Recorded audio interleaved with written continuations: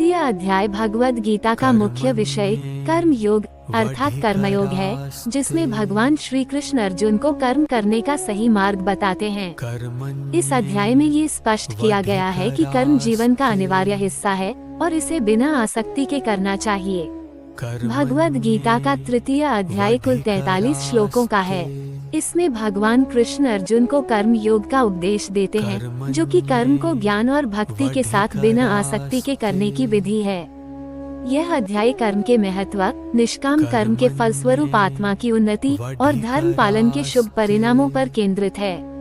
इस अध्याय में कुछ खास बातें ये हैं। कर्म करना जीवन का मुख्य कर्तव्य है और इसे बिना फल की कामना के करना चाहिए। जो मनुष्य अपने कर्मों को भगवान को समर्पित करता है, वह कर्म के बंधन से मुक्त हो जाता है। काम, इच्छा और अहंकार से रहित कर्म ही मोक्ष की ओर ले जाता है। महान पुरुषों के कर्मों का पालन संसार करता है, इसलिए अच्छा उदाहरण रखना आवश्यक है। भगवान स्वयं भी कर्म करते हैं, हालांकि उन्हें किसी फल की आशा नहीं होती। यह अध्याय कर्म को भगवान की भक्ति से जोड़ता है और आदेश देता है कि अपने कर्तव्य को समझदारी और भक्ति से पूरा किया जाए। ये ज्ञान कर्मयोग की गहन समझ प्रदान करता है, जो साधकों के लिए मार्गदर्शक है। भगवद गीता तृतीय अध्याय प्रथम श्लोक। जायसी चेत्कर्मंस्ते मता बुद्धिर जनार्दन तत्किन कर्मणि घोरे मां नियोजयसी केशव। अर्जुन ने कहा कि जनार्दन, यदि आपका मत है कि ज्ञान कर्म से श्रेष्ठ है, तो फिर हे केशव, आप मुझे इस घोर कर्म युद्ध में क्यों लगाते हैं? अर्जुन भगवान श्री कृष्ण से प्रश्न कर रहे हैं कि यदि वे ज्ञान को कर्म से श्रेष्ठ मानते हैं, तो उन्हें इस युद्ध जैसे भयंकर कर्म में क्यों लगाते हैं? ये श्लोक अध्याय की शुरुआत करता है, जिसमें अर्जुन कृष्ण से कर्म और ज्ञान के बीच भ्रम को दूर करने का निवेदन करता है। ये श्लोक तृतीय अध्याय के कर्मयोग विषय की शुरुआत करता है, जिसमें कर्म करने का सही मार्ग और उसका महत्व भगवान द्वारा विस्तार से समझाया गया है। इस श्लोक में अर्जुन भगवान श्री कृष्ण से पूछ रहे हैं कि यदि बुद्धि ज्ञान कर्म से अधिक महत्वपूर्ण है, तो फिर वह अत्यंत घोर युद्ध क्यों कराना चाहते हैं? इसमें ये सीख मिलती है कि जीवन में सही मार्ग और कर्तव्य का चयन महत्वपूर्ण है। कृष्ण भगवान का उपदेश है कि कर्म और ज्ञान दोनों ही जरूरी हैं, लेकिन कर्म भी धर्मयुक्त, निष्काम और भक्ति भावना से किए जाने चाहिए। अध्ययन, स्वाध्याय और कर्म संयम का समन्वय हमें जीवन में सफल बनाता है। भगवद गीता तृतीय अध्याय दूसरा श्लोक। व्यामिश्रेणेव वाक्येन बुद्धि मोहयसीव में तदेकम वद निश्चित्य येन श्रेयो माप्नुयाम। इस श्लोक में अर्जुन भगवान श्री कृष्ण से कह रहा है कि आपकी बातें मिला जुला अर्थ रखती हैं, व्यामिश्र जिससे मेरा बुद्धि भ्रमित हो गया है। कृपया मुझे स्पष्ट और एक ही बात बताए, जिससे मैं अपने कल्याण श्रेयो का मार्ग समझ सकूं और सही रास्ता अपना सकूं। अर्जुन के मन में ज्ञान और कर्म के विषय में संशय है, क्योंकि भगवान ने दोनों का महत्व बताया है। उन्हें स्पष्ट मार्गदर्शन चाहिए कि ऐसा कौन सा मार्ग है जिससे वे अपनी मुक्ति और कल्याण पा सकें। ये श्लोक हमारी जीवन यात्रा में भी बहुत महत्वपूर्ण है, क्योंकि जीवन के विभिन्न मार्गों, निर्णयों और उपदेशों के बीच स्पष्टता होना आवश्यक है, तभी हम सही दिशा में आगे बढ़ सकते हैं। जीवन में जब मन में संशय हो तो गुरु या अनुभवी से मार्गदर्शन अवश्य मांगें। भ्रमित मन को एकाग्र करके सही निर्णय लें, क्योंकि स्पष्टता ही सफलता की कुंजी है। ज्ञान और कर्म दोनों का महत्व समझते हुए सही संतुलन बनाना आवश्यक है। किसी भी विषय में जब दो विरोधाभासी विचार सामने आए, तो धैर्य से सावधानी पूर्वक विचार करना चाहिए। स्पष्टता के बिना कोई भी कार्य या जीवन का मार्ग सफल नहीं होता। ये श्लोक आध्यात्मिक यात्रा में मन के संशयों को स्वीकारते हुए ज्ञान की खोज और मार्गदर्शन की आवश्यकता को बताता है। भगवद गीता तीसरा अध्याय का तीसरा श्लोक। लोकेस्मिन् द्विविधा निष्ठा पुरा प्रोक्ता मयांग ज्ञान योगेन साख्याना कर्म योगेन योगिनाम। हे पापरहित, संसार में दो प्रकार की निष्ठा अटल प्रतिबद्धता प्राचीन काल से मेरे द्वारा स्थापित की गई है। भारतीय दार्शनिक संख्याओं द्वारा ज्ञानयोग के मार्ग में, जो ज्ञानियों का मार्ग है, कर्मयोग के मार्ग में, जो योगियों का मार्ग है। भगवान श्री कृष्ण यहाँ कहते हैं कि आत्मा की प्राप्ति के लिए दो मार्ग हैं, ज्ञान योग और कर्मयोग। ज्ञान योग वे लोग अपनाते हैं जो तत्व ज्ञान की ओर उन्मुख होते हैं, जो सम्यक ज्ञान से मुक्त होते हैं। कर्मयोग वे लोग अपनाते हैं जो अपने कर्मों के माध्यम से मोक्ष की प्राप्ति करते हैं। दोनों ही मार्ग योग के अंतर्गत आते हैं, यानी स्वयं को नियंत्रित करने, अपने मन और कर्मों को संतुलित करने का उपक्रम है। ये दोनों मार्ग भिन्न दिखते हुए भी मोक्ष की ओर जाते हैं। जीवन में व्यक्ति को अपने स्वरूप और उद्देश्य के अनुसार सही मार्ग चुनना चाहिए, ज्ञान योग या कर्म योग। दोनों मार्ग आध्यात्मिक उन्नति के लिए महत्वपूर्ण हैं और एक दूसरे के पूरक हैं। ज्ञान योग में ज्ञान का अध्ययन और आत्मचिंतन होता है, जबकि कर्मयोग में कर्म को निष्काम भाव से करना आवश्यक होता है। ध्यान रखें कि चाहे मार्ग कोई भी हो, उसका लक्ष्य आत्मा का मुक्ति प्राप्त करना है। ये श्लोक व्यापक रूप से जीवन के विभिन्न आयामों में मार्गदर्शन करता है कि व्यक्ति को क्या क्या ध्यान में रखना चाहिए और किस प्रकार कर्म और ज्ञान के बीच संतुलन बनाए रखना चाहिए। इस श्लोक से स्पष्ट होता है कि ईश्वर ने मनुष्यों के लिए कर्म और ज्ञान दो मार्ग अवतरित किए हैं, ताकि वे अपनी प्रवृत्तियों और क्षमताओं के अनुसार मोक्ष प्राप्त कर सकें। भगवद गीता 3 अध्याय 4 श्लोक। न कर्मणं नरं निष्कर्म्यं पुरुषोश्नुते न च संन्यासनादेव सिद्धि समधिगच्छति। कोई मनुष्य केवल कर्म न करने से अर्थात कर्मों का आरंभ न करके कर्म के बंधन से मुक्त नहीं होता, और न ही केवल बाहरी संन्यास कर्म का त्याग से ही सिद्धि या मोक्ष को प्राप्त कर सकता है। भगवान श्री कृष्ण स्पष्ट करते हैं कि निष्क्रियता, कर्म न करना या केवल बाहरी त्याग आत्मसिद्धि या मुक्ति की अवस्था नहीं ला सकता। कर्म मनुष्य के लिए अवश्यम भावी है, क्योंकि कर्म न करना भी एक तरह का मन का कर्म ही है। मोक्ष या सिद्धि प्राप्त करने के लिए कर्म अवश्य करना चाहिए, वह भी फल की इच्छा बिना। यही निष्काम कर्मयोग है। केवल शारीरिक त्याग दिखाना, संन्यास लेना या कर्मों से दूर रहना पर्याप्त नहीं है, जब तक मन में वासनाएं और इच्छाएं जीवित हैं। जीवन में कर्मशीलता, सक्रियता जरूरी है। निष्क्रियता से आत्मोन्नति नहीं होती। केवल त्याग का दिखावा या कर्म रहित जीवन आत्मा की सिद्धि नहीं देता।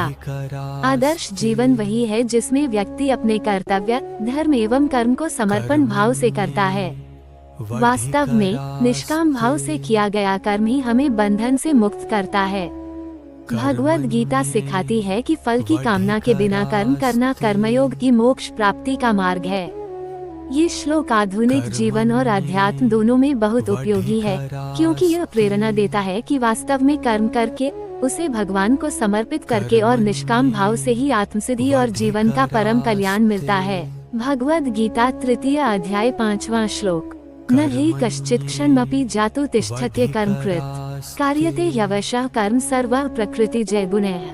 कोई भी व्यक्ति एक क्षण के लिए भी बिना कर्म किए नहीं रह सकता। सभी लोग स्वभाव से प्रकृति के गुणों द्वारा अनिवार्य रूप से कर्म करने के लिए बाध्य हैं। भगवान श्री कृष्ण यहाँ समझाते हैं कि मनुष्य की प्रकृति ऐसी है कि वो निरंतर किसी न किसी प्रकार का कार्य करता ही रहता है, चाहे उसकी इच्छा हो या न हो।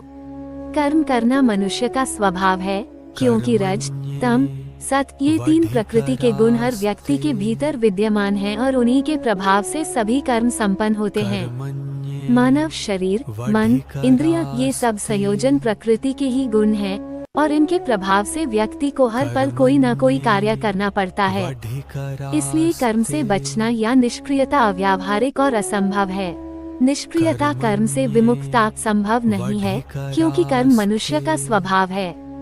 कर्मों का चुनाव नहीं, बल्कि कैसे करना है, यह महत्वपूर्ण है। कर्मयोगी बनने के लिए कर्म को भगवान और समाज के कल्याण के लिए करें।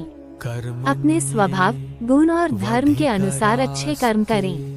जीवन में सतत कर्मशील रहना अलसता, उदासी और अनुचित मार्ग से बचाता है। ये श्लोक सिखाता है कि जीवन में प्रश्न निष्क्रियता का नहीं, बल्कि सही दिशा में सही भाव से कर्म करने का होना चाहिए। यही आध्यात्मिक और सामाजिक विकास का मार्ग है। भगवद गीता 3 अध्याय 6 श्लोक। कर्मेंद्रियाणि संयम्य आस्ते मनसा स्मरन् इंद्रियार्थन विमुधात्मा मिथ्याचारा स उच्यते। जो मनुष्य कर्मेंद्रियों, हाथ, पैर आदि को बाहर से तो रोक रखता है, पर मन ही मन इंद्रियों के विषयों का चिंतन करता रहता है, ऐसा मूढ़ बुद्धि वाला व्यक्ति मिथ्याचारी ढोंगी कहलाता है। भगवान श्री कृष्ण यहाँ स्पष्ट करते हैं कि केवल बाह्य कर्मेंद्रियों का नियंत्रण ही पर्याप्त नहीं, जब तक मन से इंद्रिय विषयों की इच्छा बनी हुई है। यदि कोई मनुष्य बाहर से साधु दिखता है, कर्मेंद्रिय नियंत्रित करता है, लेकिन उसका मन सांसारिक विषयों की ओर आकर्षित रहता है, तो वह सच्चे साधक नहीं बल्कि पाखंडी है। व्यक्तिगत साधना बाहरी नियंत्रण के साथ साथ आंतरिक शुद्धता भी मांगती है। जीवन में केवल बाहरी नियंत्रण अथवा दिखावा त्याग पर्याप्त नहीं है, अंतर्मन शुद्ध और इंद्रिय विषयों से मुक्त होना चाहिए। जो साधना, विचार या गृहस्थ जीवन में केवल प्रतिबंध या हठ है, वह आध्यात्मिक उन्नति नहीं दे सकता। सच्चा साधक वही है जो मन, वचन और कर्म तीनों में एकरूप व संतुलित है। ढोंग या मिथ्या आचरण से आत्मकल्याण नहीं होता, बल्कि आत्मा विशुद्धता के मार्ग पर चलना चाहिए। ये श्लोक सिखाता है कि जीवन में बाह्य दिखावे की बजाय मन के सच्चे भाव और इंद्रियों पर सही नियंत्रण सबसे जरूरी है। यही कर्मयोग का सार है, भीतर बाहर दोनों की शुद्धता। भगवद गीता 3 अध्याय 7वां श्लोक। यस्त्वेन्द्रियाणि मनसा नियम्यारभतेर्जुन कर्मेन्द्रियैः कर्मयोगं सक्तः स विशिष्यते। हे अर्जुन, जो मन द्वारा इंद्रियों को वश में करके आसक्ति रहित होकर कर्मेंद्रियों द्वारा कर्मयोग का पालन करता है, वह सबसे श्रेष्ठ है। श्री कृष्ण यहाँ बताते हैं कि सच्चा साधक वही है जो इंद्रियों को मन से नियंत्रित करके बाह्य कर्मों को निष्काम भाव से संपन्न करता है। केवल बाहरी नियंत्रण या कर्मों का त्याग काफी नहीं, बल्कि मन को भी नियंत्रित रखना अत्यावश्यक है। ऐसा व्यक्ति जो आसक्ति रहित होकर अपने कर्तव्यों को पूरे मन, आत्मनियंत्रण और श्रद्धा से करता है, वही साधना में आगे बढ़ता है। कर्मयोग का सार यही है कि कर्म करो, परंतु आसक्त हुए बिना, और मन को भी इंद्रिय विषयों से हटाकर संयम में रखो। सच्चा साधक कर्म का त्याग नहीं, बल्कि मन, इंद्रियों और कर्तृत्व का धनात्मक संयम अपनाता है। कर्मयुक्त जीवन में सफलता का मूल मंत्र आसक्ति से मुक्त रहकर कर्मों में परम श्रद्धा व समर्पण है। मन, इंद्रियां और कर्म तीनों का संतुलन और नियंत्रण आत्मोन्नति के लिए आवश्यक है। कर्मयोग, निष्काम भाव से किया गया कर्म श्रेष्ठ साधन है। ये जीवन में संतुलन और संतुष्टि देता है। ये श्लोक सिखाता है कि बाहरी नियंत्रण के साथ साथ आंतरिक संयम और कर्म के प्रति आसक्ति रहित भाव ही जीवन में श्रेष्ठता और आत्मकल्याण देता है। भगवद गीता 3 अध्याय 8वां श्लोक।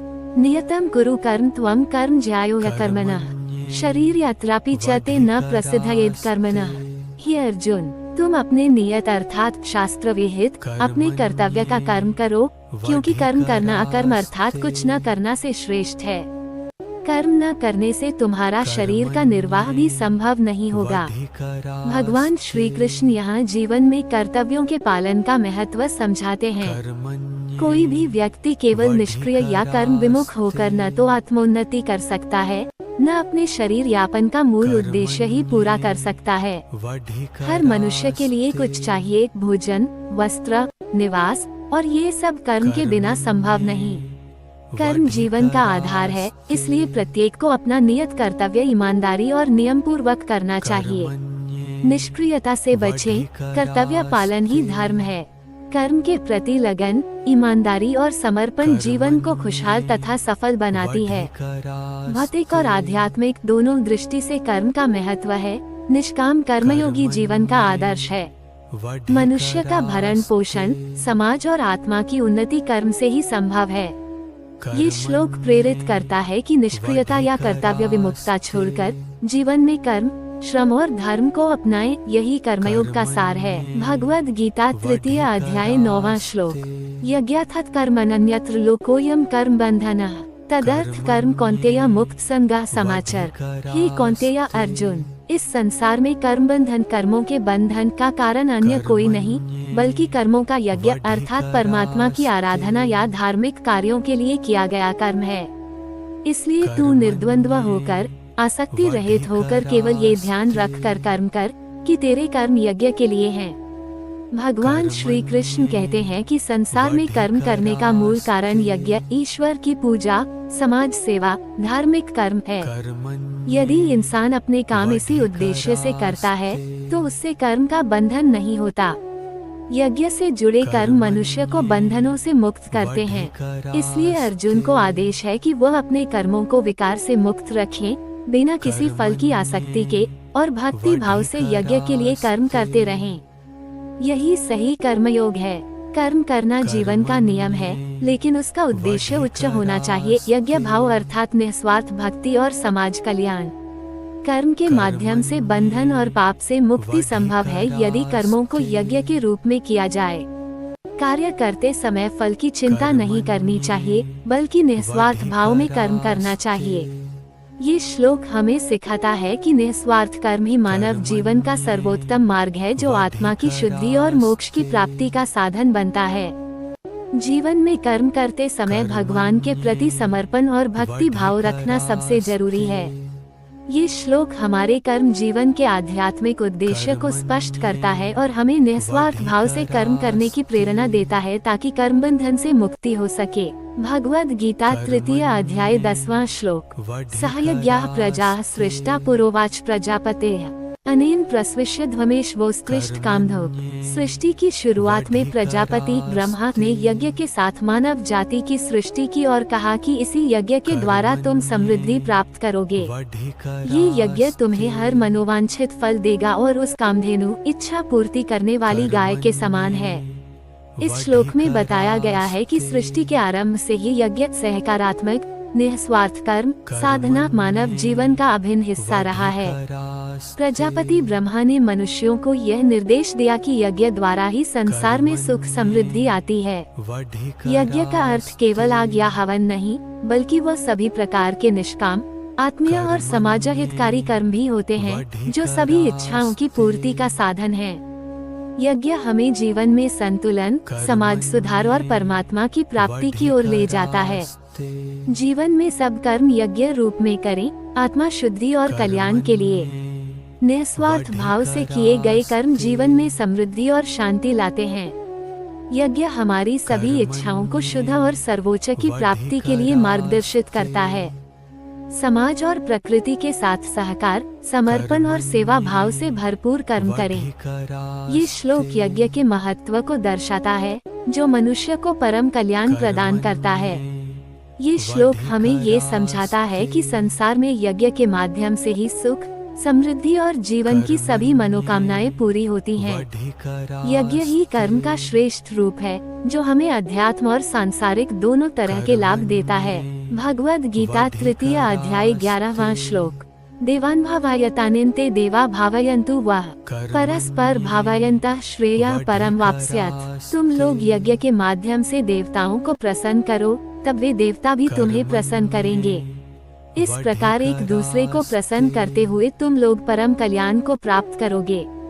भगवान श्री कृष्ण बताते हैं कि यज्ञ से देवताओं की वृद्धि होती है और वे मनुष्यों की भी रुचि और सफलता बढ़ाते हैं।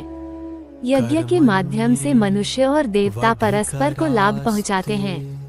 यह पारस्परिक सहकारिता संसार का आधार है, जिससे सभी को सर्वोत्तम फल, खुशी और मोक्ष की प्राप्ति होती है।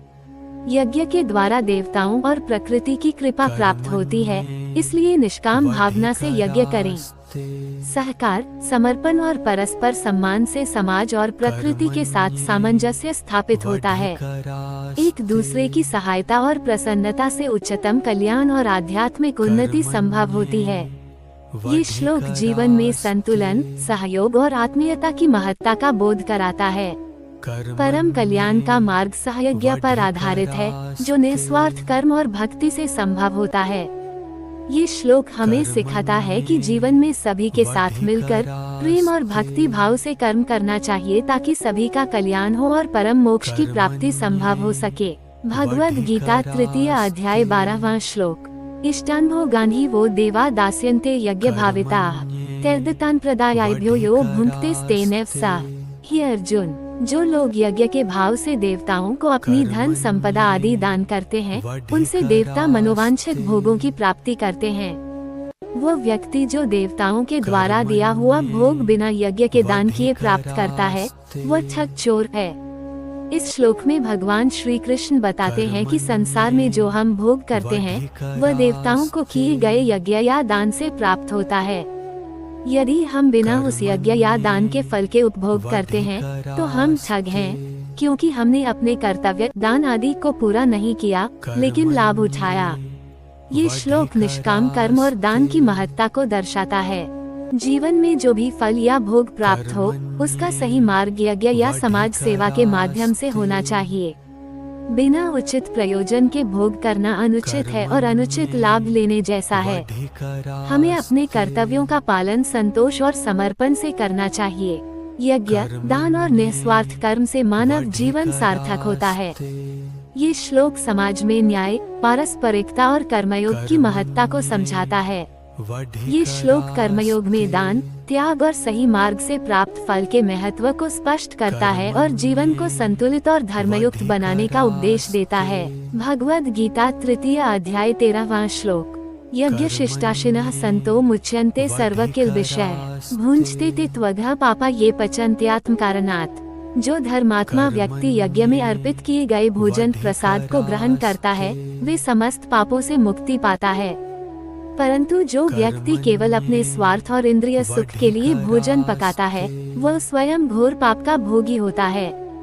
भगवान श्री कृष्ण यहाँ बताते हैं कि जो लोग अपने कर्मों को यज्ञ के रूप में मानकर उसमें अर्पित भोजन ग्रहण करते हैं उनका मन और कार्य शुद्ध रहता है और वे अपने पापों से मुक्त हो जाते हैं।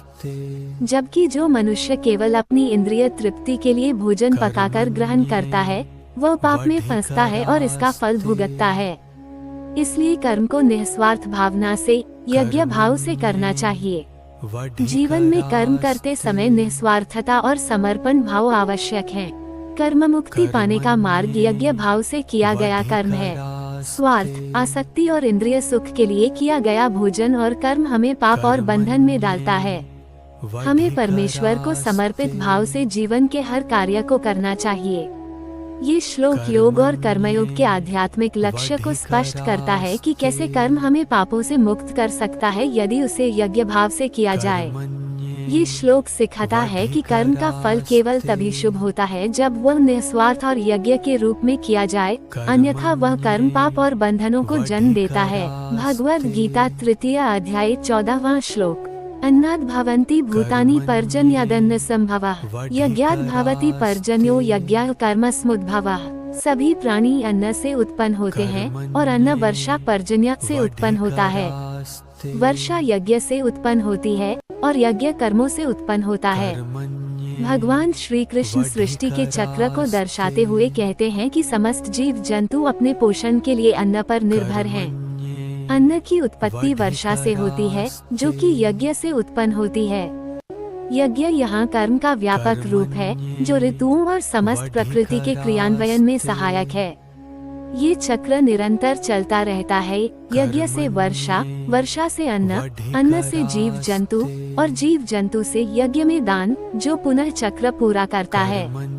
प्रकृति और सृष्टि कर्म के चक्र के आधार पर संचालित होती है। प्रत्येक जीव जंतु जीवन के लिए आहार निष्पादन हेतु इस चक्र का हिस्सा है। यज्ञ कर्म कर्तव्य इस सृष्टि के समतुल्य है जो जीवन चक्र का कारण और आधार है। कर्म, श्रम, यज्ञ, दान और समर्पण का समन्वय जीवन सुचारू और संतुलित बनाता है।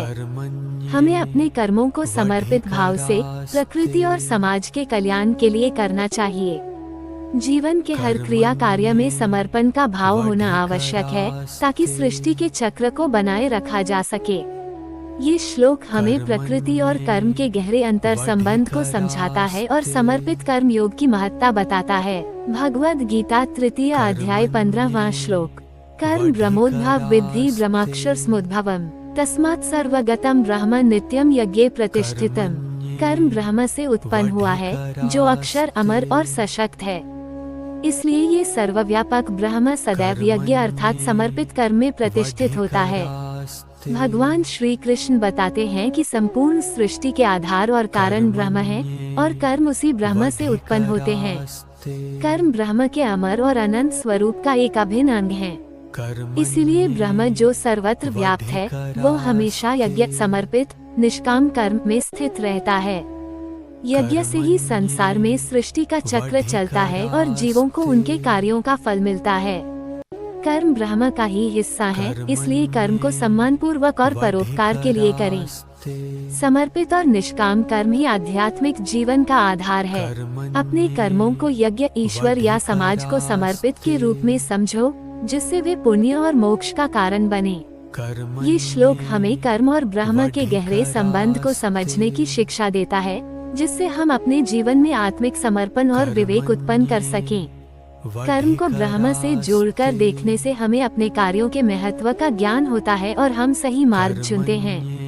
ये श्लोक कर्म, ज्ञान और आध्यात्म के गंभीर विषय को सरलता से समझाता है और कर्मयोग की महत्ता को उद्घाटित करता है। भगवद गीता तृतीय अध्याय 16वां श्लोक। एवं प्रवर्ते चक्रम नानुवर्तयति हिया अघायुरिंद्रियारामो मोघ पार्थ स जीवति।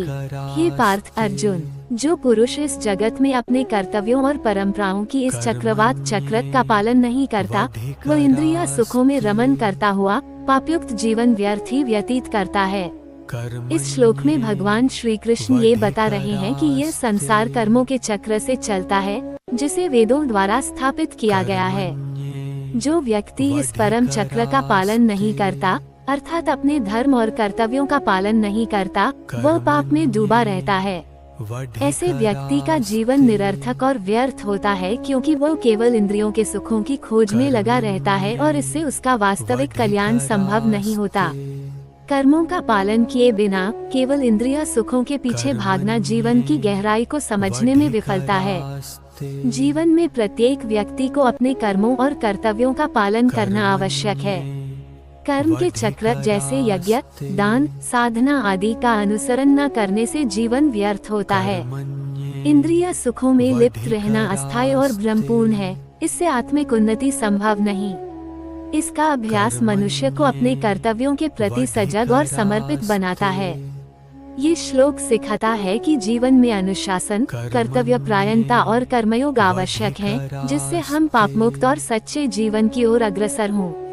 ये श्लोक हमें अपने जीवन को सार्थक बनाने के लिए कर्मयोग का मार्ग अपनाने और इंद्रिय पर नियंत्रण करने की प्रेरणा देता है। भगवद गीता तृतीय अध्याय 17वां श्लोक। यस्त्वात्मरतिरेव स्यादात्मतृप्तश्च मानवः आत्मन्येव च संतुष्टस्तस्य कार्यं न विद्यते। जो व्यक्ति अपनी आत्मा से ही आनंदित और संतुष्ट हो, वह मनुष्य अपने लिए ही काफी है। ऐसे व्यक्ति के लिए कोई कार्य बाकी नहीं रहता। भगवान श्री कृष्ण बताते हैं कि सच्ची प्राप्ति और सुख तब होता है जब व्यक्ति अपने अंदर मौजूद अपने स्वरूप आत्मा में पूर्णता और संतुष्टि पाता है। जब आत्मा तृप्त और शांत होती है, तब उसे बाहरी वासना और इच्छाओं की आवश्यकता नहीं रहती। ऐसे व्यक्ति को अपने कर्तव्यों या कर्मों के प्रति भी कोई लगाव या अपेक्षा नहीं होती। आत्मसंतुष्टि से परिपूर्ण व्यक्ति जीवन के सभी कार्य अपने आप पूरे कर लेता है। जीवन का अंतिम लक्ष्य आत्मा की तृप्ति और पूर्णता प्राप्त करना है। बाहरी सुख और इच्छाओं के पीछे भटकने की बजाय आत्मा की शांति और संतुष्टि खोजें।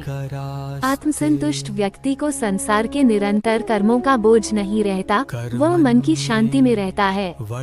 आत्मा की वास्तविक तृप्ति के लिए ज्ञान, भक्ति और कर्मयोग आवश्यक है। स्वयं में संतुष्ट रहना और अपने कर्तव्यों को बिना आसक्ति के करना जीवन का सबसे बड़ा सुख है।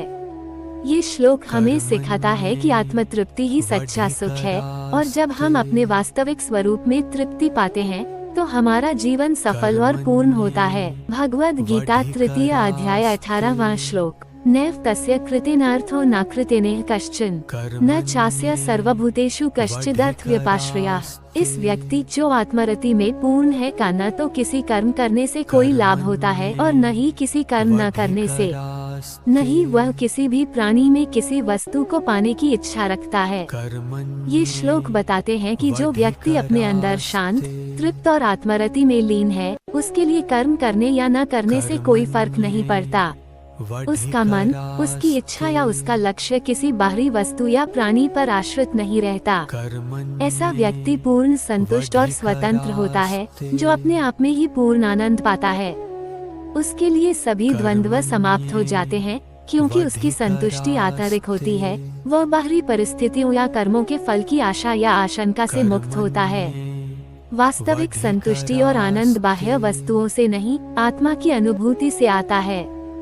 बाहरी कर्मों या परिणामों पर निर्भर रहना जीवन को अशांत बनाता है। आत्मा में समृद्ध व्यक्ति कर्म की चिंता किए बिना भी शांत और पूर्ण रहता है। कर्म करने या न करने में अटका नहीं, बल्कि मन की शांति और तृप्ति आवश्यक है।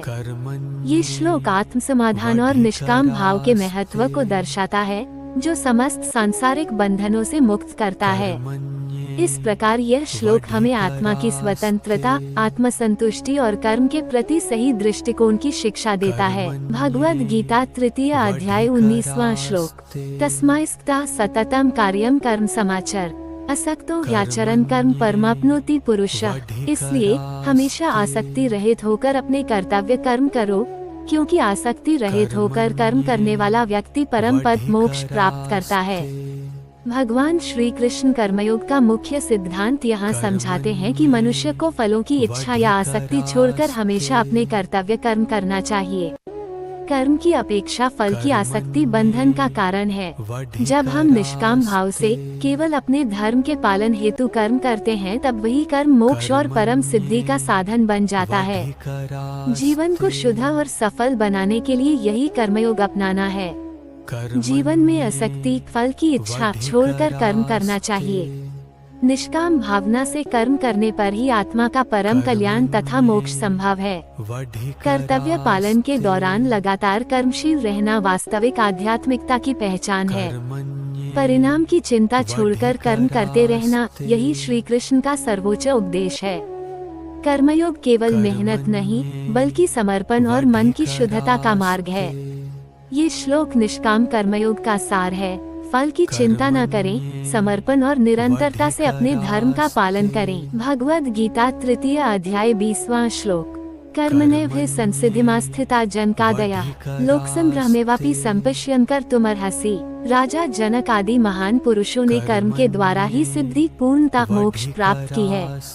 अतः लोक संग्रह, समाज हित, जन कल्याण की दृष्टि से भी तुम्हें कर्म करना चाहिए। भगवान श्री कृष्ण अर्जुन को बताते हैं कि जो पुराने महापुरुष, राजा जनक आदि केवल निष्काम कर्म करते हुए सिद्धि, परम लक्ष्य को प्राप्त हुए। सिर्फ आत्म कल्याण नहीं, बल्कि समाज हित और अन्य लोगों के मार्गदर्शन हेतु भी अपने धर्म और कर्म का पालन आवश्यक है। इस प्रकार सभी के कल्याण और आदर्श प्रस्तुत करने के लिए निस्वार्थ भाव से कर्म करना चाहिए। निष्काम कर्म और कर्तव्य पालन व्यक्ति को मोक्ष की ओर ले जाता है। लोक संग्रह यानी समाजहित भी मानव का परम धर्म है। महापुरुषों का जीवन उदाहरण है कि कर्म और सेवा ही सिद्धि का मार्ग है। अपने व्यक्तिगत लक्ष्य से ऊपर उठकर समाज के लिए भी कार्य करना चाहिए। परिवर्तन और प्रेरणा के लिए खुद कर्मशील बने तथा दूसरों को भी प्रेरित करें। ये श्लोक कर्मयोग, समाज सेवा और निस्वार्थ भावना की श्रेष्ठता का संदेश देता है। भगवद गीता तृतीय अध्याय 21वां श्लोक। यद्यदचरति श्रेष्ठस्तत्तदेवेत्रो जनः स यत्प्रमाणं कुरुते लोकस्तदनुवर्ते। जैसा आचरण श्रेष्ठ पुरुष करता है, वैसा ही अन्य लोग भी करते हैं। वह जो आदर्श या प्रमाण स्थापित करता है, पूरे समाज में वही मानक पदार्थ, आचार स्वीकार कर लिया जाता है। भगवान श्री कृष्ण अर्जुन को बताते हैं कि समाज में नेता, गुरु या महापुरुष का आचरण ही अनुकरणीय होता है।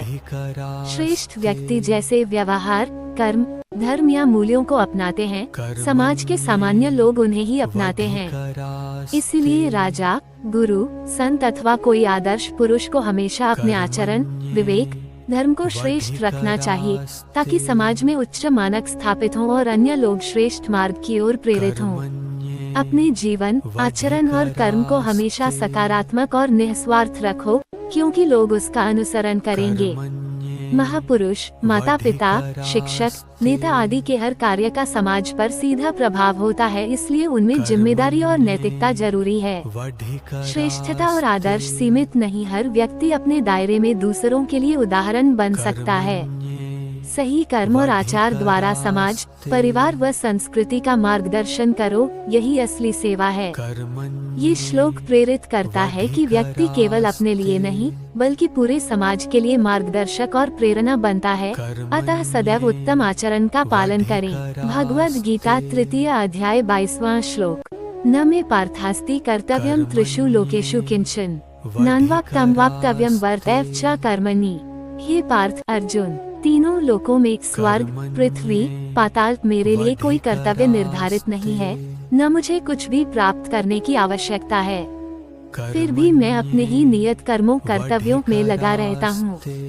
भगवान श्री कृष्ण स्वयं के लिए कोई आवश्यक वस्तु पाने या किसी कर्तव्य के पालन की आवश्यकता नहीं बताते हैं, क्योंकि वे पूर्ण स्वयं सिद्ध और अकर्मण्य हैं। फिर भी वे कर्म करते हैं ताकि जगत का कल्याण हो। ये निर्विकार कर्मयोग का सुंदर उदाहरण है, जहाँ कर्मफल की इच्छा नहीं होती पर कर्म निरंतर चलता रहता है।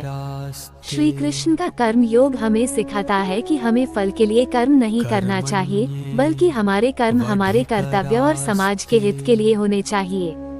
कर्म करना जीवन का नियम है, फल की कामना छोड़कर। पूर्णता और आत्मसिद्धि के लिए निरंतर कर्म करते रहना आवश्यक है। स्वर्ग, मध्यम, पाताल तीनों लोकों में कर्मयोगी का कार्य समाज कल्याण के लिए होता है। श्री कृष्ण का यह उदाहरण हमें निष्काम कर्मयोग का आदर्श प्रस्तुत करता है। हमें कर्म करते हुए फल की चिंता, आसक्ति और चिंता से मुक्त होना चाहिए। ये श्लोक कर्मयोग की गहराई और उद्देश्य को सहजता से समझाता है तथा निरंतर निस्वार्थ कर्म करते रहने की प्रेरणा देता है। भगवद गीता तृतीय अध्याय 23वां श्लोक। यदि यह न वर्तेयम जातु कर्मण्यतन्द्रतः मम वर्तमानुवर्तन्ते मनुष्याः पार्थ सर्वशः।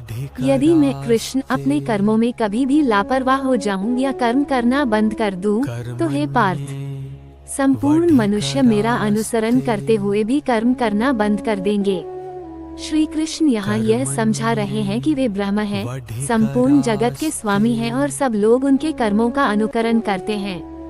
इसलिए यदि वे कर्मों में लापरवाही करेंगे तो उनके अनुयायी भी अपने कर्तव्यों को निभाना छोड़ देंगे, जिससे समाज और संसार में अव्यवस्था व विनाश होगा।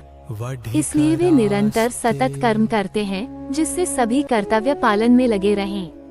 नेतृत्वकर्ताओं का उदाहरण समाज पर गहरा प्रभाव डालता है। अपने कर्मों में सतर्क, समर्पित और परिपूर्ण रहना आवश्यक है। हम सबको अपने कर्तव्यों का पालन तत्परता से करना चाहिए, क्योंकि समाज हमें देख रहा होता है। ये श्लोक व्यक्ति और समाज के बीच कर्म के पारस्परिक प्रभाव को समझाता है। सतत कर्मशीलता ही समाज में शांति और व्यवस्था बनाए रखती है। ये श्लोक हमें कर्म के महत्व के साथ नेतृत्व की जिम्मेदारी और सतत प्रयास की प्रेरणा देता है। भगवद गीता अध्याय 3 श्लोक 24। यदि उत्सिदेयुरिमे लोका न कुर्या कर्म चेदहम संकरस्य च कर्ता स्याम उपहन्याम इमाः प्रजाः। भगवान श्री कृष्ण कहते हैं, यदि मैं स्वयं कर्म न करूं, तो ये लोक व्यवस्था नष्ट हो जाएगी और मैं वर्ण संकर का कारण बनूंगा, जिससे ये सब प्रजा जन समाज नाश को प्राप्त होगी। यहाँ भगवान ये स्पष्ट कर रहे हैं कि कर्म का त्याग करना धर्म नहीं है, क्योंकि आदर्श पुरुष के आचरण का प्रभाव समाज पर पड़ता है। यदि परमात्मा जैसे सर्वोच्च पुरुष भी निष्क्रिय हो जाएं, तो सामान्य लोग यह समझेंगे कि कर्म करना व्यर्थ है। इससे समाज में अराजकता, आलस्य और कर्तव्य विमुखता फैल जाएगी। यही संकर अर्थात धर्म अधर्म का मिश्रण कहलाता है। इसलिए भगवान स्वयं कर्म करते हैं ताकि दूसरे लोग भी अपने अपने कर्तव्यों का पालन करें और लोक संरचना बनी रहे। नेतृत्व और उदाहरण। महान व्यक्तियों को सदैव ऐसा आचरण करना चाहिए जिससे समाज में अनुशासन और प्रेरणा बनी रहे। कर्म का महत्व। कर्म न करना भी पाप है यदि उससे समाज में अधर्म फैलने लगे। कर्तव्य पालन ही धर्म है। प्रत्येक व्यक्ति को अपनी स्थिति और भूमिका के अनुसार कर्म करते रहना चाहिए। भगवद गीता अध्याय 3 श्लोक 25। सक्ताः कर्मण्य विद्वांसो यथा कुर्वन्ति भारत कुर्याद् विद्वांस तथा सक्तश्चिकीर्षुर्लोक संग्रहम्। हे भारत, जैसे अज्ञानी लोग अपने कर्मों को फल की आसक्ति से करते हैं, वैसे ही ज्ञानी पुरुष को भी कर्म करना चाहिए, परंतु बिना किसी आसक्ति के, ताकि वह लोक संग्रह समाज की प्रेरणा और व्यवस्था का पालन कर सके। भगवान यहाँ ये सिखा रहे हैं कि ज्ञानी पुरुष को निष्क्रिय नहीं होना चाहिए। यद्यपि वह आत्म तत्व को जानकर मुक्त है, फिर भी उसे अपने कर्मों में संलग्न रहना चाहिए ताकि समाज में उचित आचरण का आदर्श स्थापित हो। अज्ञानी लोग कर्म को फल के लिए करते हैं, धन, यश, परिवार आदि के लिए, परंतु ज्ञानी पुरुष कर्म तो करते हैं लेकिन फल की आसक्ति से रहित रहते हैं, केवल ईश्वर की इच्छा और लोकहित के लिए। इस प्रकार का आचरण समाज में संतुलन बनाए रखता है और लोगों का उद्धार होता है। यदि ज्ञानी पुरुष कर्म छोड़ देंगे तो अज्ञानी लोग भी कर्म में अरुचि अनुभव करेंगे, जिससे समाज पतन की ओर जाएगा। ज्ञान और कर्म का समन्वय सच्चे ज्ञानी व्यक्ति कर्म छोड़ता नहीं बल्कि उसे ईश्वर अर्पण भाव से करता है। लोकहित सर्वोपरि ज्ञानी का कर्तव्य है कि वह अपने आचरण से समाज को प्रेरित करे। आसक्ति से मुक्ति, कर्म करते हुए फल की इच्छा न रखना ही सच्चा योग है। व्यवहार में आध्यात्मिकता व्यवहार में उतरनी चाहिए, केवल ध्यान या संन्यास में नहीं। भगवद गीता अध्याय 3 श्लोक 26। न बुद्धि भेदम जनयद ज्ञाना कर्म संज्ञानाम जोशयत सर्वकर्माणि विद्वान युक्ता समाचरन्। ज्ञानी पुरुष को चाहिए कि वह कर्म में आसक्त ज्ञानियों की बुद्धि में भ्रम संशय न उत्पन्न करे। इसके विपरीत वह स्वयं संयम पूर्वक कर्म करता हुआ उन्हें भी अपने अपने कर्मों में प्रवृत्त करे, प्रेरित करे। भगवान यहाँ ये सिखा रहे हैं कि ज्ञानवान व्यक्ति जब आत्मबोध प्राप्त कर लेता है तब उसे यह ध्यान रखना चाहिए कि उसके शब्द या आचरण से अज्ञानी लोगों का कर्म में विश्वास न डगमगाए। यदि वह कहे सारे कर्म मिथ्या हैं क्योंकि आत्मा से सब असंग है, तो साधारण लोग कर्म का त्याग कर देंगे, जिससे समाज का पतन होगा। इसलिए ज्ञानी व्यक्ति को अपने ज्ञान का प्रदर्शन नहीं करना चाहिए, बल्कि प्रेम पूर्वक उदाहरण स्वरूप आचरण करते हुए कर्मरत अज्ञानी लोगों को प्रेरित करना चाहिए। इस प्रकार सच्चा ज्ञानी समाज की सेवा करने वाला होता है, न कि समाज से कट जाने वाला। ज्ञान का प्रदर्शन नहीं, सादगी आवश्यक है। विद्वान को नम्रता रखनी चाहिए ताकि दूसरों का भ्रम न हो। कर्म में प्रेरणा देना ही सच्ची सेवा है। ज्ञानी व्यक्ति को दूसरों को अपने कर्तव्यों में उत्साहित करना चाहिए। लोक संग्रह का भाव सर्वोपरि है। समाज की स्थिरता, अनुशासन और विकास हेतु सबको अपने अपने कर्म में प्रवृत्त रहना चाहिए।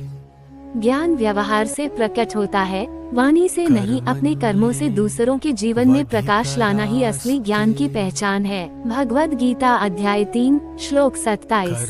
प्रकृतेः क्रियमाणानि गुणैः कर्माणि सर्वशः अहंकार विमूढात्मा कर्ताहमिति मन्यते। सभी कर्म प्रकृति के 3 गुणों सत्व, रज और तम से संपन्न होते हैं, परंतु अहंकार से मोहित व्यक्ति यह सोचता है कि मैं ही सब कार्यों का करता हूँ। यहाँ भगवान श्री कृष्ण ये स्पष्ट कर रहे हैं कि जीवात्मा स्वयं करता नहीं है। ईश्वर की रचित प्रकृति ही कर्म करवाती है और जीव तो केवल साक्षी की भांति उसमें स्थित रहता है।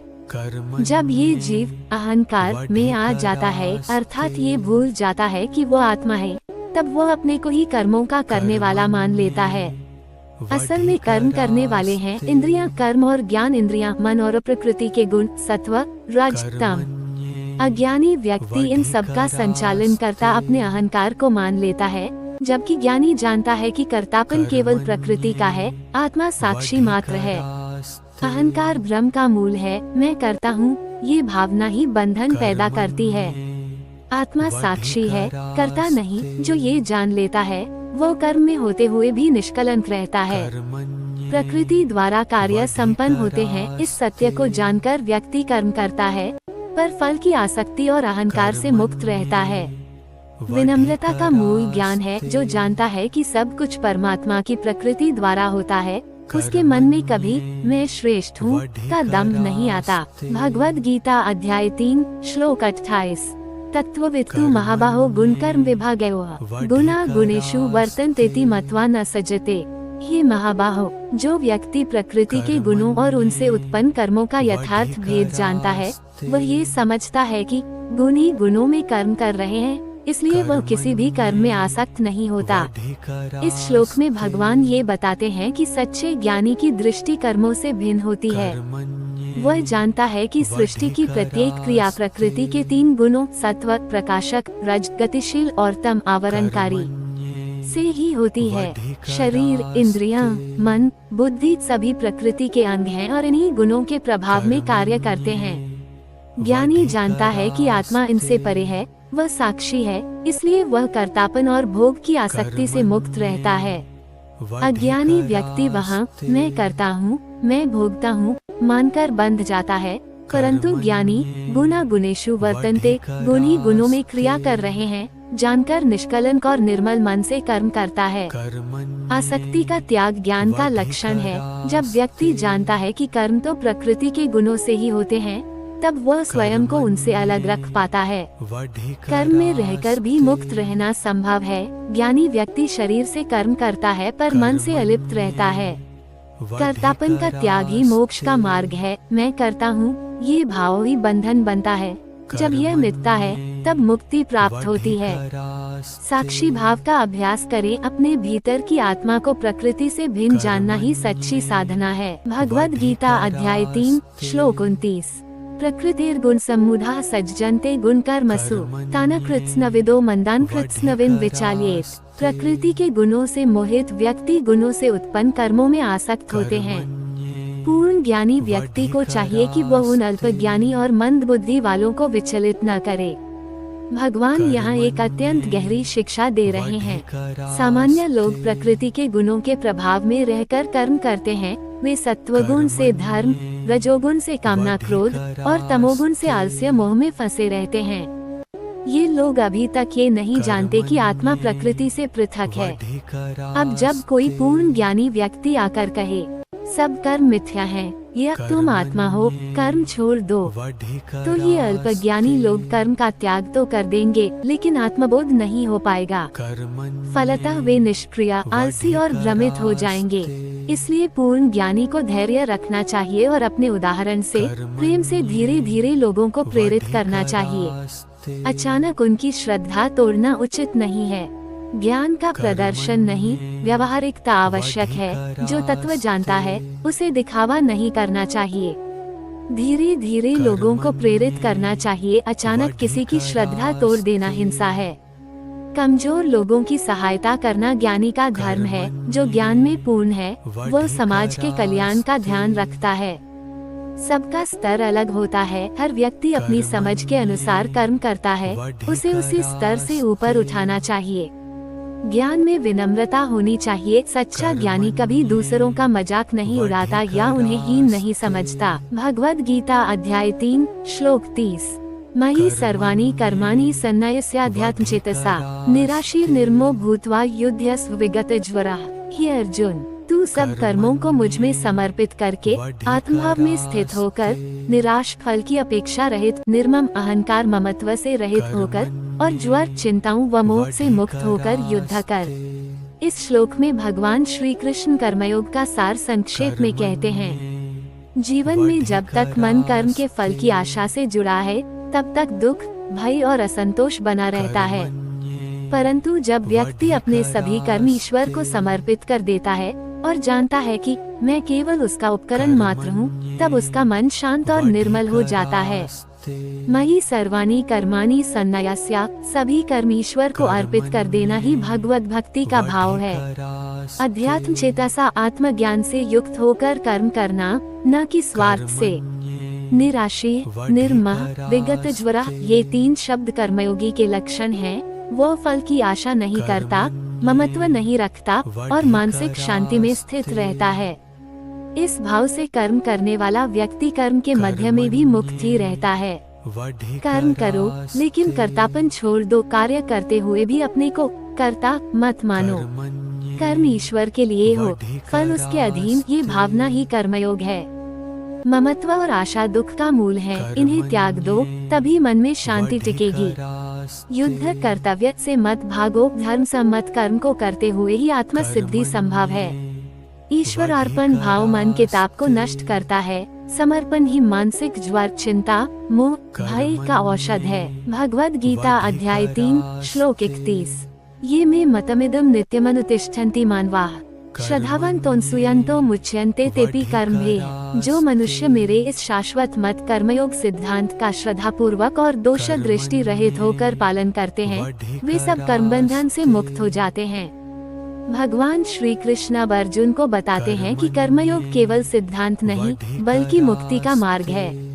जो व्यक्ति निष्ठा और श्रद्धा के साथ भगवान के कथन को मानकर कर्म करता है, फल की इच्छा छोड़ देता है, अपने कर्म ईश्वर को समर्पित करता है और कर्तापन का त्याग करता है, वो कर्म करते हुए भी बंधन में नहीं पड़ता।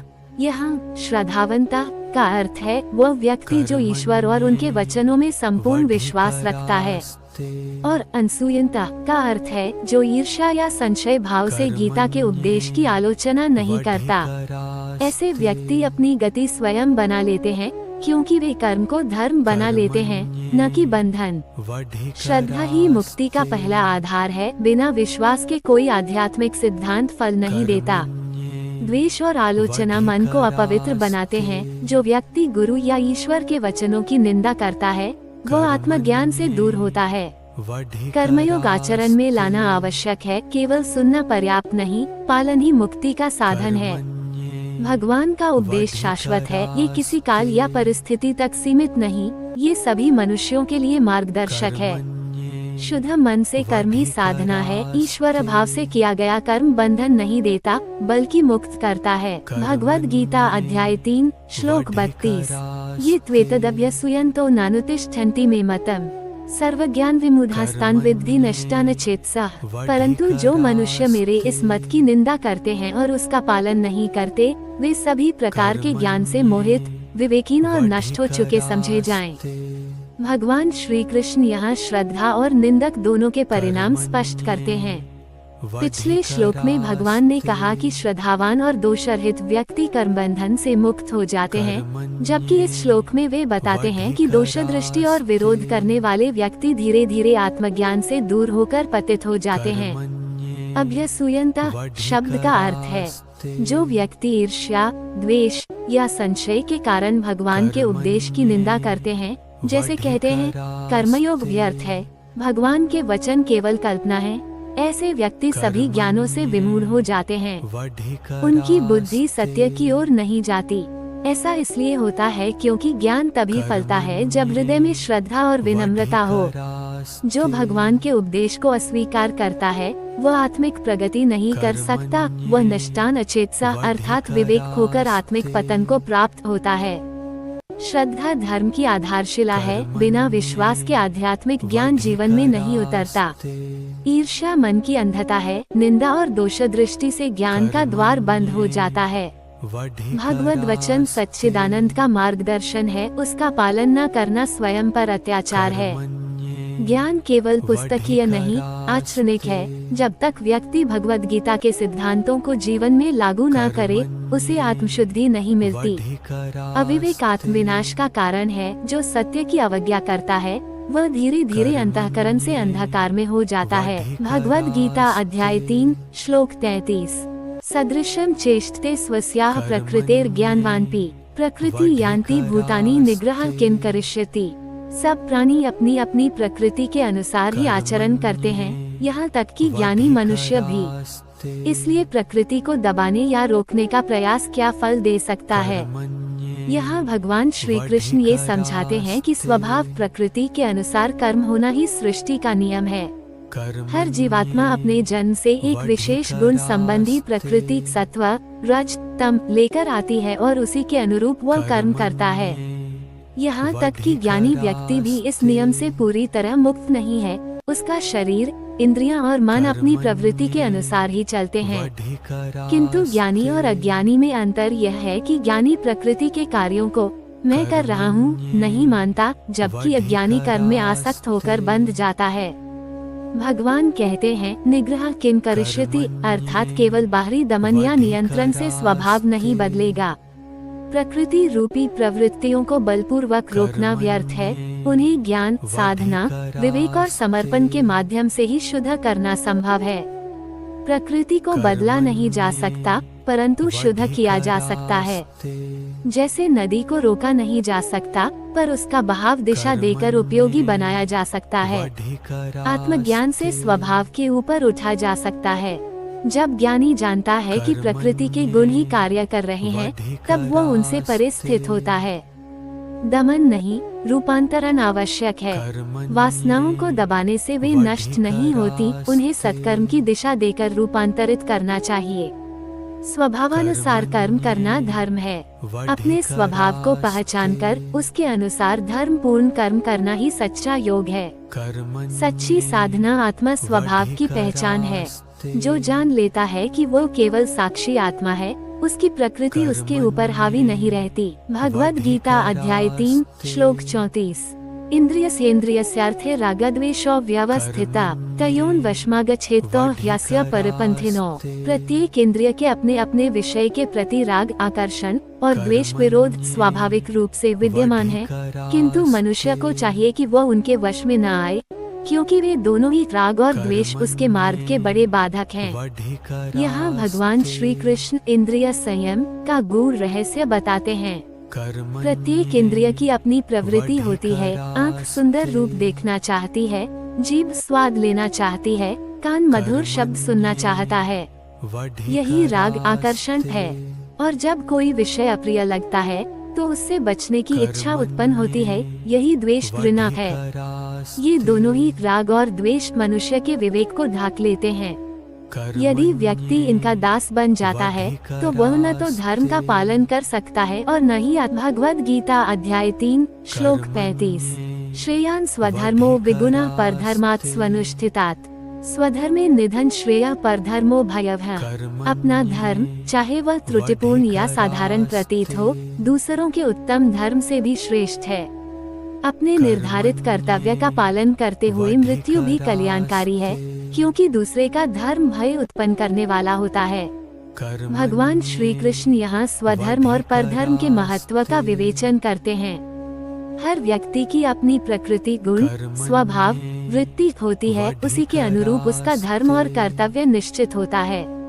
उदाहरण के लिए ब्राह्मण का धर्म ज्ञान, दान और साधना है, क्षत्रिय का धर्म संरक्षण और युद्ध है, वैश्य का धर्म व्यापार और पालन है, शूद्र का धर्म सेवा है। जो व्यक्ति अपने स्वभाव के विपरीत जाकर दूसरे के धर्म को अपनाता है, वह असफलता, भ्रम और भय का शिकार होता है, क्योंकि वह अपनी अंतर्निहित शक्ति और सामर्थ्य से हटकर चलता है। इसका तात्पर्य यह है कि हर व्यक्ति को अपने स्वभाव और सामर्थ्य के अनुसार कर्म करना चाहिए, न कि दूसरों की नकल में या आसक्ति में पड़कर उनका धर्म अपनाना चाहिए। स्वधर्मे निधन श्रेय। अपने धर्म पर अटल रहकर मृत्यु भी कल्याणकारी है, क्योंकि वह आत्मसिद्धि का मार्ग खोलती है। स्वधर्म का पालन आत्मा संतोष देता है। अपने स्वभावानुकूल कर्म करने से मन स्थिर और शांत रहता है। दूसरों की नकल करना पतन का कारण है, पर धर्म अपनाने से असंतुलन और असफलता आती है।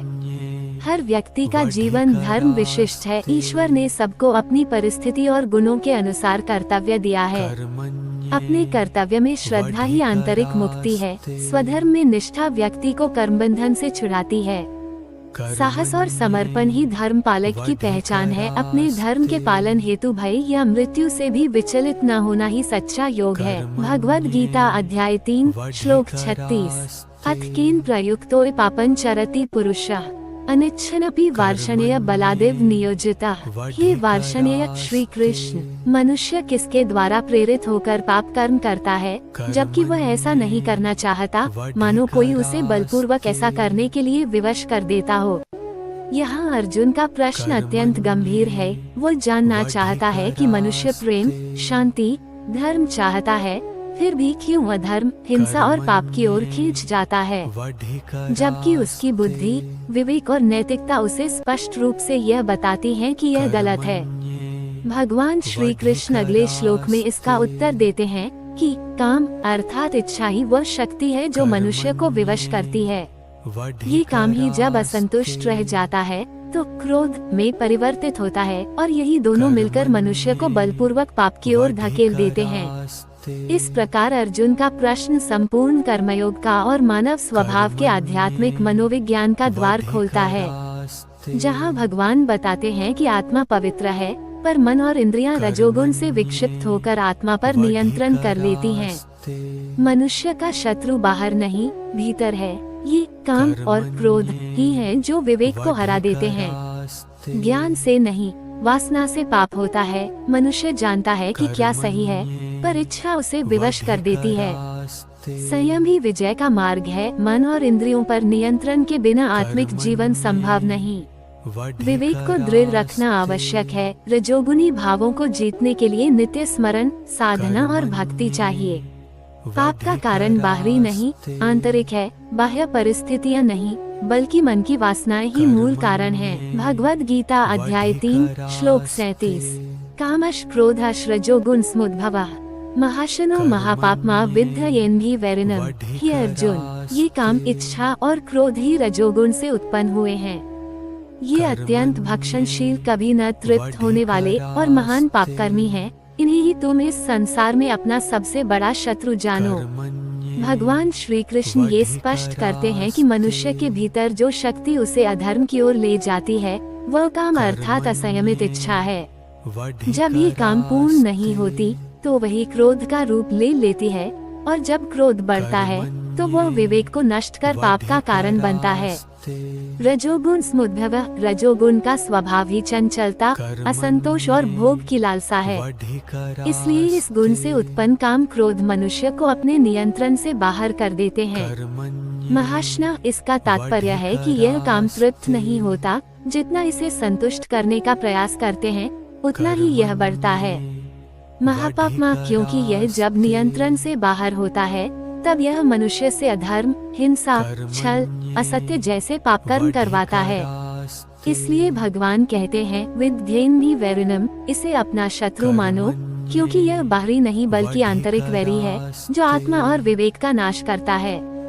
काम ही समस्त पापों की जड़ है। जब इच्छाएं बढ़ती हैं, तो मोह, अधर्म और क्रोध जन्म लेते हैं। क्रोध काम का दूसरा रूप है। इच्छा की पूर्ति में बाधा आने पर वही काम क्रोध बनकर विनाश करता है। रजोगुण का संयम आवश्यक है। रजोगुण सक्रियता देता है, पर विवेक से नियंत्रित न हो तो विनाशकारी बन जाता है। काम का दमन नहीं, रूपांतरण करो। इच्छाओं को ईश्वर के प्रति भक्ति और सेवा में बदल देना ही साधना है। वास्तविक युद्ध भीतर है। असली शत्रु बाहरी शत्रु नहीं, बल्कि भीतर का काम और क्रोध है। भगवद गीता अध्याय 3 श्लोक 38।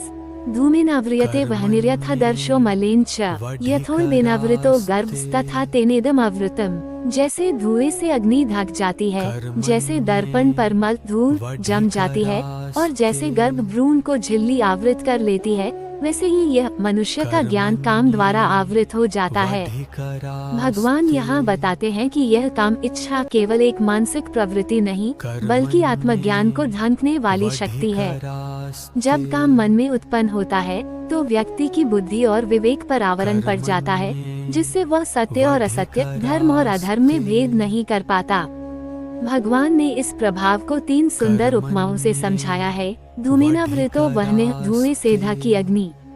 अग्नि उपस्थित होती है, पर पूरी तरह दिखाई नहीं देती। रजोगुण का काम इसी प्रकार बुद्धि को धुंधला बना देता है। आदर्शो मलेन, दर्पण पर मैल। जब दर्पण पर मैल जम जाता है, तो प्रतिबिंब धुंधला दिखता है। इसी तरह मन पर वासनाओं की मलिनता आ जाए, तो आत्मा का प्रतिबिंब स्पष्ट नहीं दिखता। उल्बेनावृतो गर्भः, गर्भ पर झिल्ली। गर्भ के चारों ओर झिल्ली होती है, जो पूरी तरह आवरण डालती है। ये सबसे गहरी उपमा है। जब काम प्रबल हो जाता है, तो आत्मज्ञान बिल्कुल ढक जाता है। इस प्रकार काम इच्छा अलग अलग स्तर पर हमारे ज्ञान को ढांकती है। पहले हल्का भ्रम धुआं, फिर गहन मल धूल और अंततः पूर्ण आवरण झिल्ली। काम ज्ञान का शत्रु है। इच्छा उठते ही बुद्धि पर आवरण पड़ता है, जिससे विवेक नष्ट हो जाता है। ज्ञान को निर्मल रखना ही साधना है। जब मन कामना मुक्त होता है, तभी आत्मा का प्रकाश प्रकट होता है। संयम से ज्ञान चमकता है। यदि मन नियंत्रण में है, तो ज्ञान की अग्नि धुएं से रहित तेजस्वी बनती है। साधना क्रमिक शुद्धि है। पहले धुएं जैसा भ्रम मिटाना, फिर मन की मलिनता धोना, और अंत में आवरण तोड़कर आत्मा का दर्शन करना साधक का मार्ग है। काम का नियंत्रण ज्ञान का प्रकाश है। जब वासना समाप्त होती है तो विवेक अपने पूर्ण तेज से प्रकाशित होता है। भगवद गीता अध्याय 3 श्लोक 39।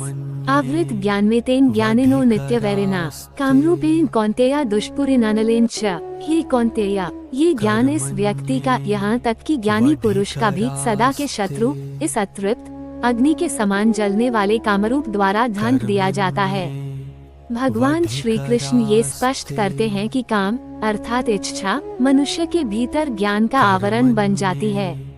यहाँ तक कि जो व्यक्ति विवेकी है, जिसके पास आत्मबोध है, यदि वह सावधान न रहे तो काम उसकी बुद्धि पर पर्दा डाल देता है। आवृत ज्ञानम, ज्ञान यहाँ आत्मज्ञान और सत्य दर्शन का प्रतीक है, जिसे काम ढंक देता है। नित्य वैरिना, ये काम आत्मा का सदा से शत्रु रहा है, ये कभी मित्र नहीं बनता। दुष्पुरिनानलेन, जैसे अग्नि कभी तृप्त नहीं होती, जितना ईंधन दो उतना बढ़ती है, वैसे ही इच्छा भी कभी शांत नहीं होती, अधिक प्राप्ति से यह और बढ़ जाती है। इस प्रकार यह इच्छा ज्ञान को नष्ट नहीं करती, बल्कि उस पर आवरण डाल देती है, जिससे व्यक्ति सत्य देख ही नहीं पाता। इसलिए जब तक काम का शासन मन पर रहता है, तब तक आत्मा की ज्योति प्रकाश नहीं पा सकती। काम ज्ञान का स्थायी शत्रु है। यह मनुष्य को विवेक से दूर कर देता है, जिससे वह अपने ही कल्याण का विरोधी बन जाता है। इच्छाओं की तृप्ति नहीं, निवृत्ति ही शांति है। इच्छा अग्नि की तरह जलती रहती है, उसे ईंधन देना समाधान नहीं। ज्ञान और काम एक साथ नहीं रह सकते। जहाँ ज्ञान का प्रकाश है, वहाँ इच्छा की अंधकार में ताकत जल जाती है। सच्चा साधक काम को पहचानता है। साधना का अर्थ है भीतर के इस अनल अग्नि को शांत करना, रूपांतरित करना।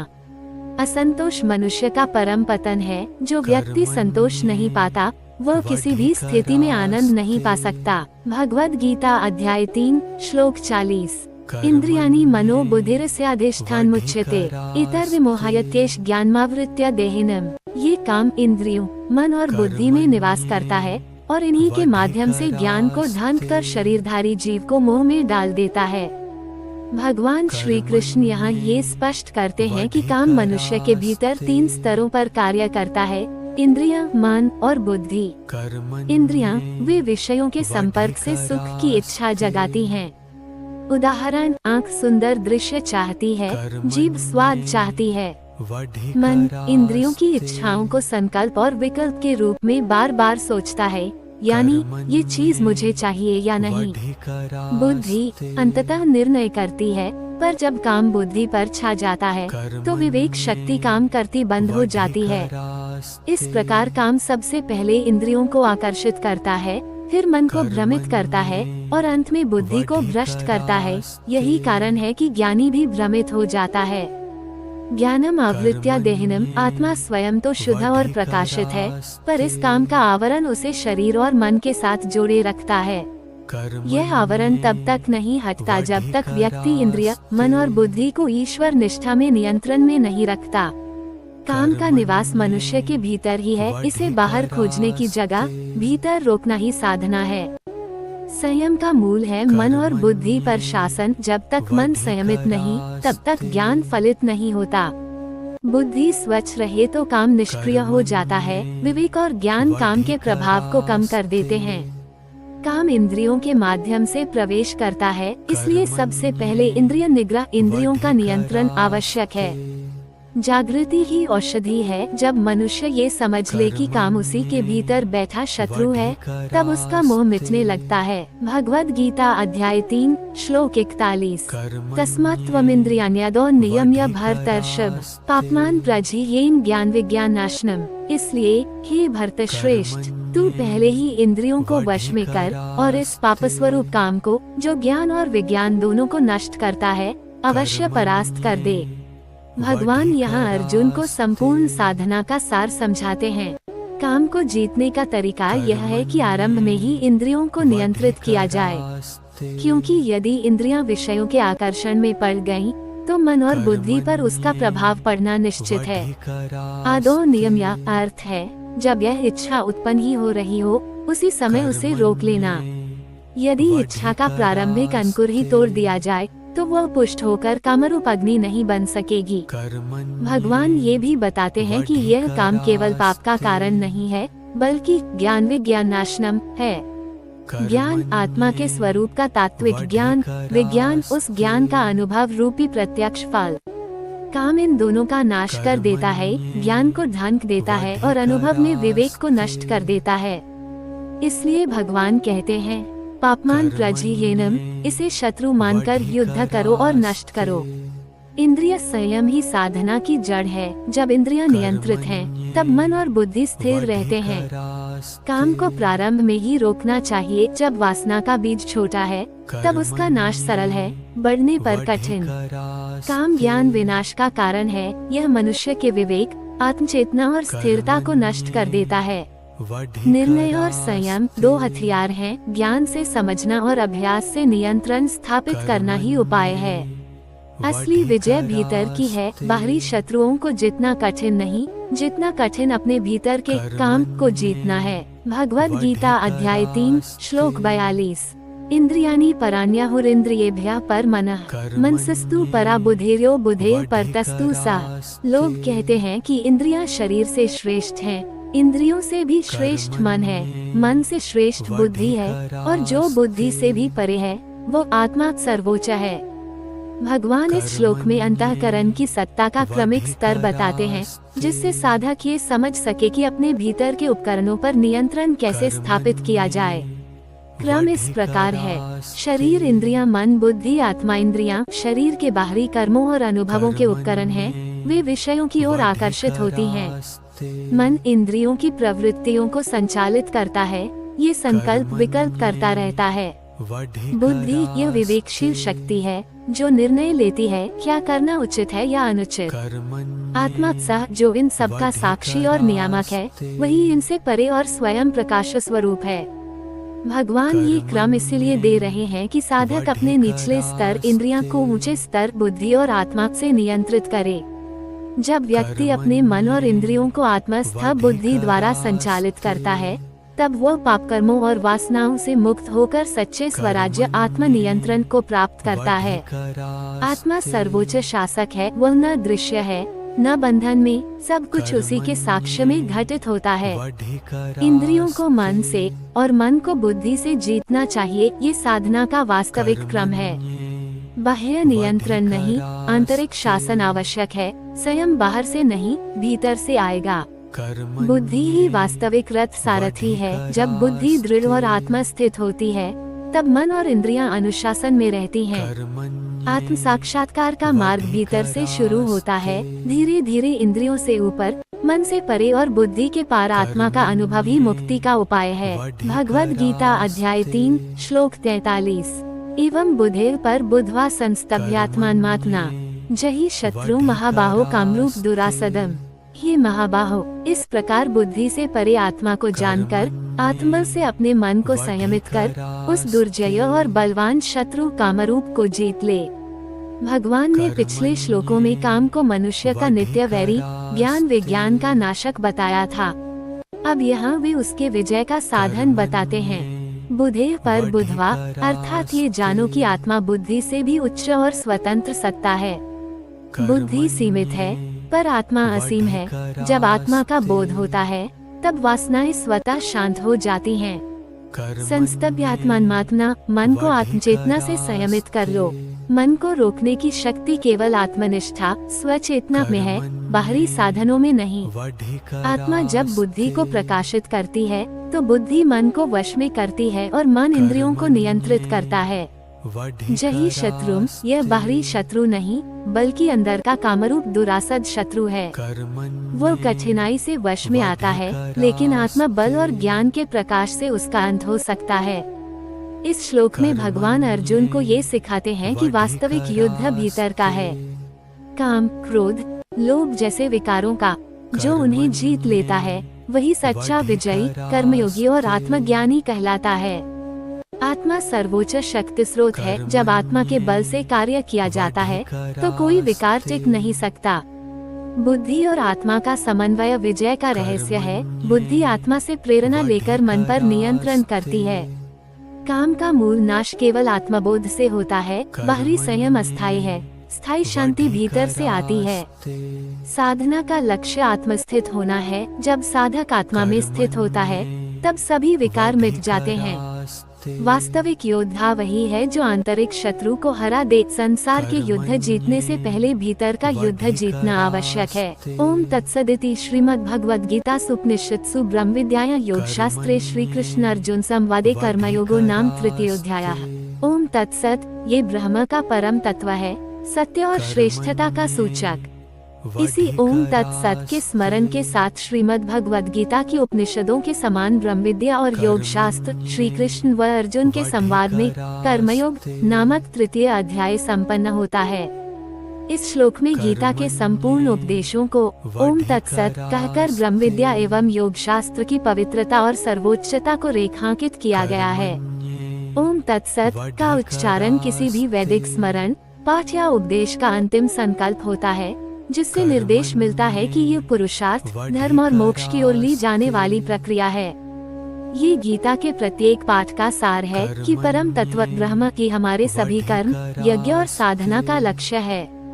कर्मयोग का तात्पर्य है निष्काम भाव से अपने स्वधर्म अनुसार कर्म करते हुए ज्ञान और भक्ति के साथ जीवन यात्रा करना। कर्म में कुशलता ही योग है। ये संदेश गीता अध्याय 3 का गूढ़ निष्कर्ष है। आत्मा, ब्रह्म और सत्य के ध्यान से अपना कर्तव्य करते हुए बंधन के पार जाना ही असली योग है। ओम तत्सत का स्मरण सर्व साधना, यज्ञ और सेवा का लक्ष्य याद दिलाता है। कर्म के माध्यम से योग जीवन में हर कर्म को सर्वोच्च तत्व ईश्वर को समर्पित करते हुए निष्काम भाव से करें। अंतिम लक्ष्य ब्रह्म है। जीवन का अंतिम उद्देश्य केवल सांसारिक उपलब्धि नहीं, बल्कि परम तत्व की प्राप्ति है। गीता का प्रत्येक अध्याय ब्रह्म विद्या और योग शास्त्र है, शुद्धता, पवित्रता और दिव्यता का मार्गदर्शन करने वाला। कर्मयोग से मोक्ष। जब साधक कर्मयोग के सिद्धांत का पालन करता है, तब वह धीरे धीरे परम शांति और मोक्ष को प्राप्त करता है।